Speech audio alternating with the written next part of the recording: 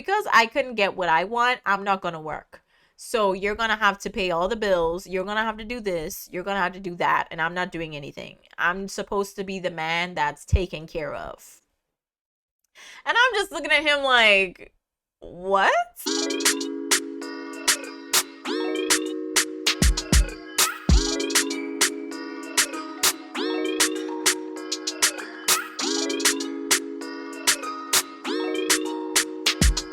What is up, you guys? Welcome back to the channel. It's your girl JD here, back with another video. And as promised from my last video when I was talking about Sarper and Shekinah, you guys could definitely check that out. I'll try to put the link in the corner. I had to do a video just dedicated to them because it's just been so much, and they took so long to finally start doing episodes with them together and actually in the show. So I didn't really have much to say for quite a long time.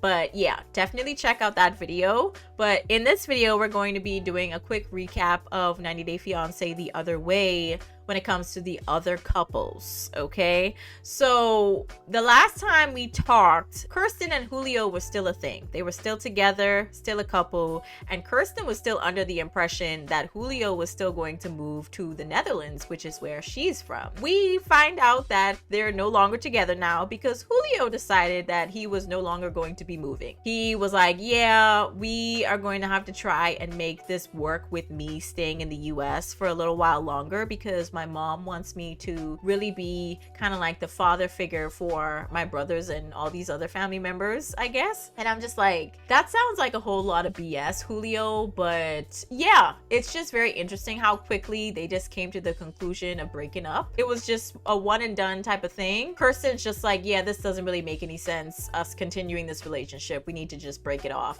And Julio does not fight. He's just like, okay, not fight for anything. He's just like, all right, cool. So they're having a FaceTime conversation and they break up over FaceTime. And they're really not together because they have not been seen in several episodes now. So yeah, they're done. I just thought that was really fascinating that he just gave up on that relationship so easily. So I don't know if what they had was real at all at any point for him, because that's really crazy that you would give up that quickly. But let's move on. Holly and Wayne. So in my last video, we talked about how Wayne was having some money problems.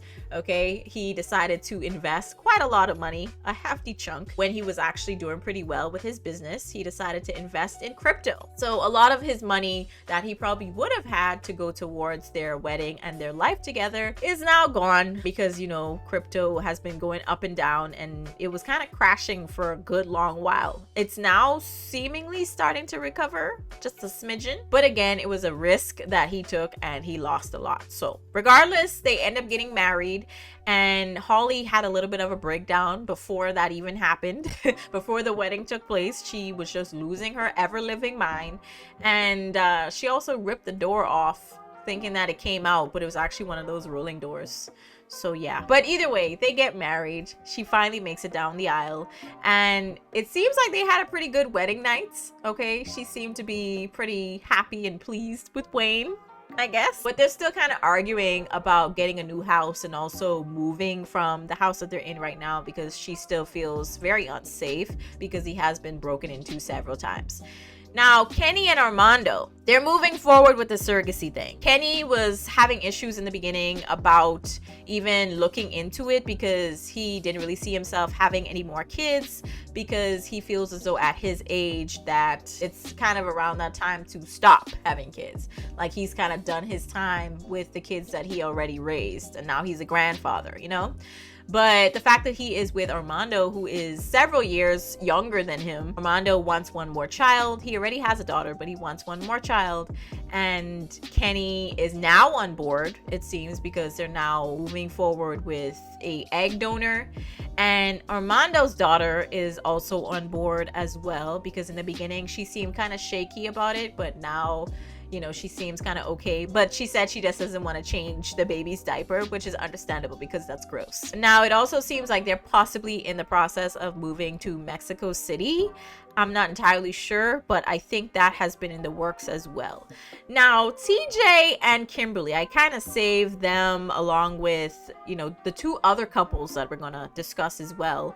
Kind of saved them for the last because there was a lot more to discuss when it came to them. Now, TJ and Kimberly, they're still arguing, okay? They're still arguing over nitpicky things, mostly on Kimberly's side. But there now seems to be a separation between TJ and his family because of the argument that Kimberly had with his brother. I can't remember his brother's name. I think it was Taj. Correct me on that if I'm wrong. But yeah, ever since that argument, the house has been divided. And it seems like TJ is obviously taking Kimberly's side because that's his fiance. And Kimberly's dad and stepmom, they eventually come to India, and she kind of makes TJ look bad in front of her family because she's just pressing him with questions, and it's just like, why can't we have this conversation in private? It just seemed really kind of out of place and out of nowhere. It was like, why are you trying your hardest to make this relationship go downhill? You know, it's like TJ is finally on your side. He's finally on board. It seems like y'all have reached some type of calm, and now you bring this up. You know, like, we could talk about this not in front of your parents. So after that, I think this is the next day, she woke up and they had a conversation over the phone, and TJ's just like, listen, I'm done with this relationship. I am just so tired of going back and forth with you. And he pretty much breaks up with Kimberly, but by the end of the conversation, they were back together and the wedding was back on. I don't really know why, but I guess TJ felt convinced that everything had worked itself out. But you could see that they were still gonna have some problems. Kimberly's parents meet up with TJ's family, and it is a bit fake because right before that, Kimberly had to end up leaving to go stay at a hotel. I mean, she was supposed to anyway because it's a part of the tradition for the bride to leave. But Kimberly had just witnessed a whole confrontation between TJ and his family about what she was wearing, so to speak, and then also the fact that her and Taj still hadn't really made up. Now here TJ's family is talking to Kimberly's parents and pretty much saying that it doesn't really matter how many problems we have, we'll work it out, and you know, everything's good, you know. And it's just kind of like, is it though? Is it? And you could tell that Kimberly's parents were just kind of on edge about that response because they were like, Kimberly told us something different. You know, like, she's not really having that great of a time with y'all, but okay. Regardless of all of this, the family plans out, 6 days of wedding festivities for TJ and Kimberly. Kimberly starts getting frustrated from day one with this whole wedding process. And I think on one particular day, she ended up pooping her pants. Yeah, she thought it was something else, like just some air, but it ended up being totally different. I don't know if she ever got to necessarily like clean herself, but she seemed to wear that same outfit for quite some time during that day. So yeah, I don't know how hygienic that is, but either way, she started having a pretty good time shortly after. She said her stomach was feeling kind of interesting that day, but after that, the festivities continued, and there was one particular moment where she was told that she had to sit on TJ's mom's lap, and she was just like, yeah, no. And even though TJ's mom didn't really speak that much English, she could tell that it was really awkward between them, and she wasn't forcing her, meaning Kimberly anyway, she wasn't forcing Kimberly to sit on her lap. She was like, it's okay, it's okay. So they finally reached to the end of the wedding, at least in the last episode that I saw of them. They finally got married officially after days of going through all of these traditions and whatnot and ceremonies. So they are now married. But what worries me is that in this upcoming episode, that Kimberly finally gets to see what her duties or jobs would be around the house, like what they would expect of her as the new daughter-in-law. And I'm just like, TJ, you're wrong for that. You are dead wrong for that. You should have told this girl what she was gonna have to do and what she was gonna have to experience and deal with after she was married to you. You should have told her that before. I just feel like that's really kind of slimy, like just not being upfront with people. But let's move on. So we got Johan and Danielle. So Johan and Danielle have been going through it, okay? They have been going through it, and they're trying to go down the egg donor or surrogacy route to have a child together. And there's only Danielle's money coming in at the moment because Johan isn't working. Now, Johan isn't really very educated about women's bodies, it seems, when they're, older, particularly in Danielle's state, because I do believe she's in her 40s now. And he doesn't really understand what that means when it comes to them having kids together, at least naturally, and how that could be a lot more difficult considering her age. So he also believes that Danielle should be paying for everything. And that's when I start to look at Johan a little crazy. So he says to Danielle that he should get a car, he should have a house, and they should all be paid for by her because they're still stuck in the Dominican Republic because that's what she wanted, and he can't be in the States to start working and contributing to the household like he would like to. So I think that's kind of like a vindictive way of approaching that, because it just comes across as, because I couldn't get what I want, I'm not gonna work. So you're gonna have to pay all the bills, you're gonna have to do this, you're gonna have to do that, and I'm not doing anything. I'm supposed to be the man that's taken care of. And I'm just looking at him like, what?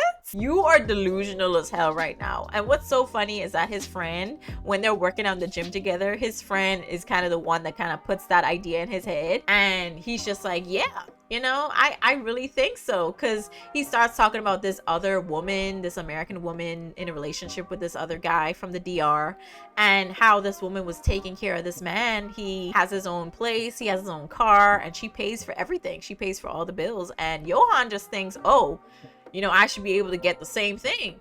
And it's just like, no, Johan, it does not work that way. It does not work that way, sir. It just comes across as a major sense of entitlement, obviously. And he's trying to make her feel bad, pretty much, about the decision that she made to stay in the Dominican Republic with him instead of moving him to America with her. So I just really have been looking at Johan really sideways, because it's like, Johan, I was on your side for the longest with Danielle not really being the best person to be married to, but now I'm thinking both of y'all are kind of crappy people, to be honest. So they finally come to an agreement with him getting a job. Hopefully that works out. But now it looks like there might be a secret that Danielle finds out about Johan in the next episode coming up, and she sees it as disgusting, is what she says. So I'm really trying to figure out, like, what is the secret, you know, beforehand, so I'm not entirely surprised. I'm gonna work out some scenarios in my head, but what could be so disgusting? You know what I mean? I'm really curious. But now we're going to move on to the last couple of this video, which is going to be Brandon and Mary. So Brandon and Mary are now expecting their first child together. Yeah. And they're also struggling to make money. They have no money because, remember, Brandon couldn't really make money because he couldn't get a job, because, you know, Mary wanted to be on the phone with him all the time because she was scared that he was going to be talking to other women while he was at work. So yeah, he comes to the Philippines with very little money, okay, and he's running very low, very fast. So I'm trying to figure out why they were trying to have a child. Okay, we find out that they were actually trying because Mary wanted a baby.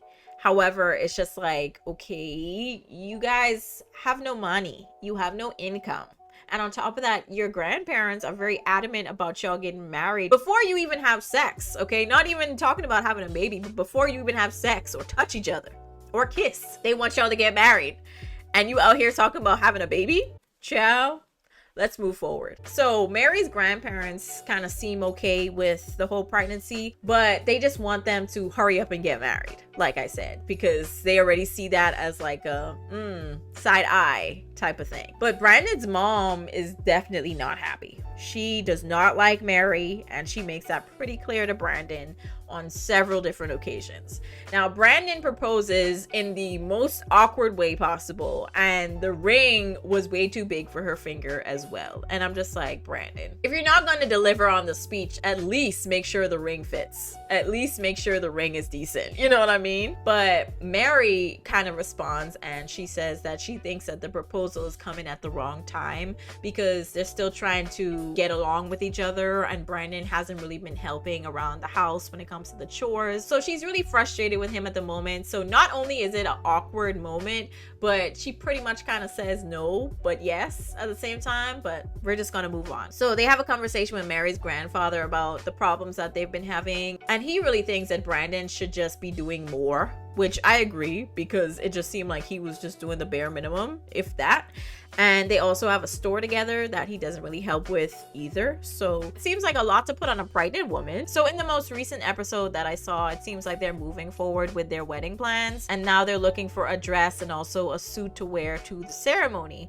And Brandon is clearly terrified about how much Mary is going to be spending on this wedding, because he just kind of gave her free reign, because he doesn't really know how things work in the Philippines and what's kind of traditional, what you kind of have to pay for. You can't really get around it, that type of thing. So he's just been kind of letting her handle everything. But the thing is, y'all don't really have that much money, okay? Like, she needs to do a better job with budgeting. So Brandon's mom, we find out, is now coming to the Philippines, and Mary and her don't really have the best relationship, as we already know. And his mom comes in, and it's the most awkward meetup ever. And Brandon is trying to get them to hug, and his mom's just looking at him like, no. So Mary is trying her hardest to kind of start over on a new leaf, but now it seems like his mom is just not interested in that at all. Like, she just wants to raise hell while she's over there and make them break up, really. That's what it seems like is happening. So his mom just does not seem interested in having a good relationship with Mary at all. But I just think that's kind of petty, considering that she's already pregnant with your grandchild. You know, like, the child isn't going anywhere. They're probably going to be there in like the next couple months. So you might as well make good with the mom. I just feel like that's just really silly to me. But y'all let me know your thoughts on all these couples down below. I'll catch you guys in the next one. Peace.